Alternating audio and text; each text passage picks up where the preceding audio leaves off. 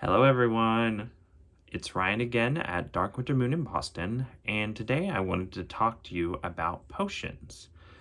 I have recently been delving a little more deeply into my own craft as far as potions go, and I've created some lovely new potions that I want to show off.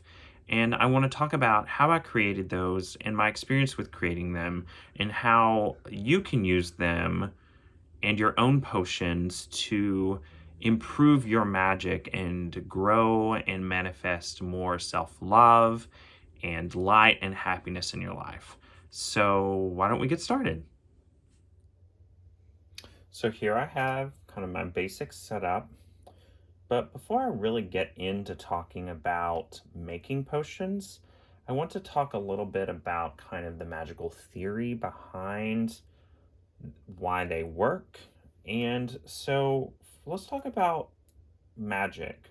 Magic is about your intent. It's about starting with what you want to manifest into the world. And so one of the simplest ways to do that is just by saying words and chanting and praying basically. But and adding into that to enhance its power, we talk about sympathetic magic. And sympathetic magic, at its most fundamental or at its foundation, is about like equals like. So you start with a prayer, right? Or an intent. You start with an ask. Like, I want to manifest self-love in my life. And so you could make it as simple as that. I want to manifest self-love, and just say that over and over again. And to add some power to it, you could pray to a particular deity, perhaps Aphrodite, bless her wisdom, because she's really great with love. She's the goddess of love. But to take that a step further, to further add to its power, you could write out an incantation. So, for instance, that's what I've done. An incantation is something like this: As below and so above, I brave the riddle of self-love, and by the powers of Aphrodite, my self-love kindled and set free. So mote it be. So that is further adding to the power of your intent to realize self-love in your life. And this whole process for me of creating a potion started with that intent. I wanted to manifest self-love in my life.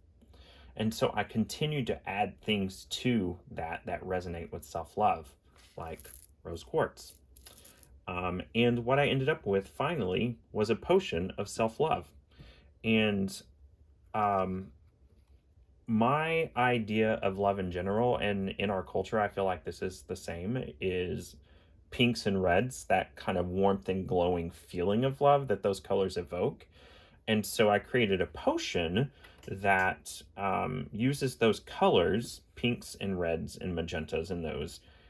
And then to further add to that, I created a sigil of self-love to put onto the potion. So back to what I was talking about sympathetic magic. Each one of those elements add to the power of your potion, add to the power of the magic that you're wanting to manifest into the world. And you may ask why this one is blue. Well, this is blue because of the starting point of maybe not having self-love in your life. And there's a trick to this one that will actually physically change into something else in this potion, which is a metaphor for shifting from the blue sadness and maybe the self-hatred to the glowing bright magenta of self-love. So with all of that said, building a potion or building any sort of magical spell is a step-by-step process of adding in sympathetic magical elements like colors, scents, sigils, incantations. And what you end up with is this beautiful artistic creation that allows you to manifest that self-love into the world. And that brings me to another point. So it's not so much about the end goal. I mean, it is about the end goal of realizing self-love, but it's not like, oh, I'm going to drink this potion. By the way, don't drink this.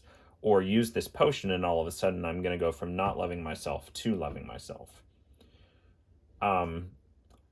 What happens is, as you're creating the spell, as you're really thinking about adding more and more elements into this potion to magnify its power, you're doing the work of starting to realize self-love in your life.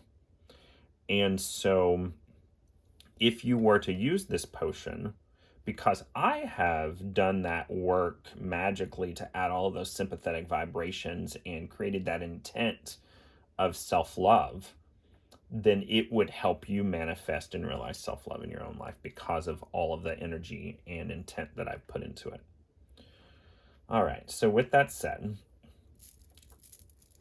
the very first thing you need for your self-love potion, or any potion, is a bottle or container to put it in.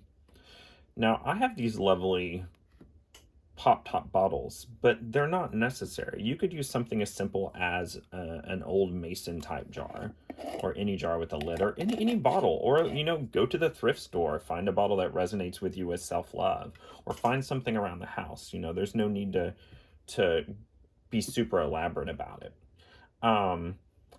Like I said, you need a container. And then I would recommend finding some lovely paper that resonates with your intent, and writing your intent out. It doesn't have to rhyme like this. It just has to capture what you want to realize in the world. It has to capture your intent. And then adding elements to your potion.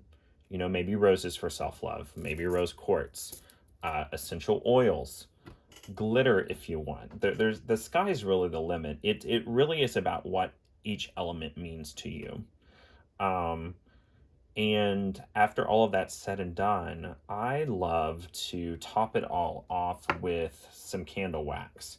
And you may ask, why would you do that for your own potion that you're probably about to use? My secondary element is fire, so fire really resonates with me. And what I mean by that is my moon is in Aries, and adding that fire power into the potion by melting wax over it and sealing it not only further adds to the self-love idea with the pink color, but the fire energy of that empowers your potion. So again, you get another sympathetic vibration there. And there's just something about the artistic creativity of creating the wax and letting it drip down the sides, but also like cracking it open and popping it open when you're ready to use it. That really is fantastic. And I'm gonna put in here right now a video showing you the process I went through to make this, and then we'll move on.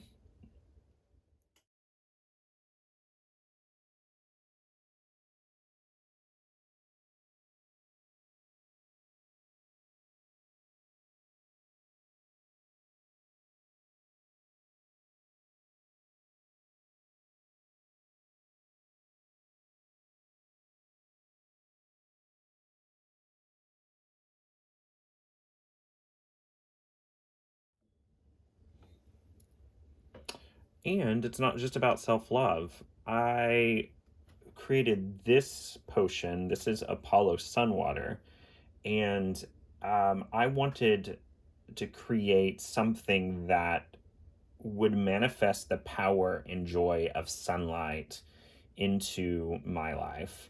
And the same correspondences. Yellow, obviously, for the sun. I created a sigil of sunlight for this. Yellow wax for the sun. Yellow labels, obviously. And this little beauty has some sparkly gold glitter in it. I don't know if you can see it very well there. And that further adds to that power. I made it purple because always, always, always, Apollo, the sun god, his colors have manifested in me as yellow and yellow or gold and purple. So this potion, speaking of connecting with deity, also has his blessing. It was blessed in sunlight, and I asked for his blessing to manifest sunlight into the world, and for me, and the happiness that we get from sunlight. And I created an incantation for that as well, and it goes as follows. Hail Apollo, bright and fair, of shining sun and cloudless air, grant to me your gilded light on darkest day or deepest night.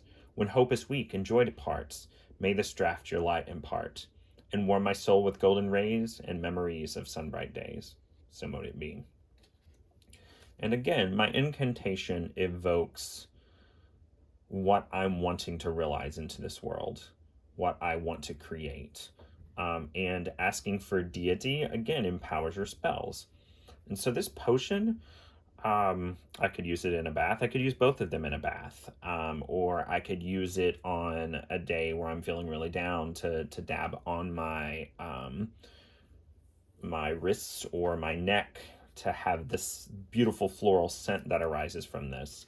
And maybe a little bit of sparkle from the glitter on my skin. And the scent, again, is another way to create that sympathetic, energetic vibration to manifest happiness and the literal power of sunlight into the world.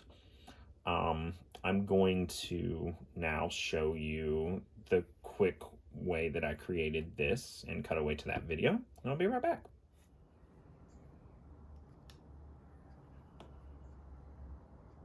It's this to bring sunlight into the life of the bearer. So might it be.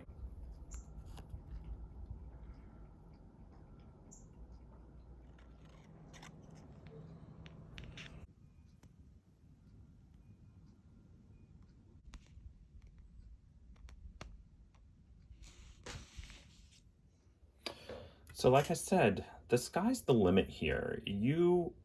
The best advice that I could give you when creating potions or really doing any sort of magic is to trust yourself, your own instincts, and your own intuition. Both of these started as a feeling in my heart that I wanted to create a self-love potion and Apollo Sunwater potion, respectively. And in some ways, they manifested themselves out of that feeling. The feeling's like a seed that sprouts and grows. The feeling of, oh, I want to create a self-love potion starts literally as a feeling that maybe I can't even put into words. And then I just build off that feeling and intuitively find the things that resonate with adding to that energy. If you want to see the starting process that I went through to create these, the first iteration of these two potions, I'll link both those videos here. And if you would like to create your own, like I said, you can do it with things that are around your house. And if you're interested in having a couple of these beauties in your house, or one of them, then please check out my Etsy shop. I'll link it below. They're on there now and ready to go to your home.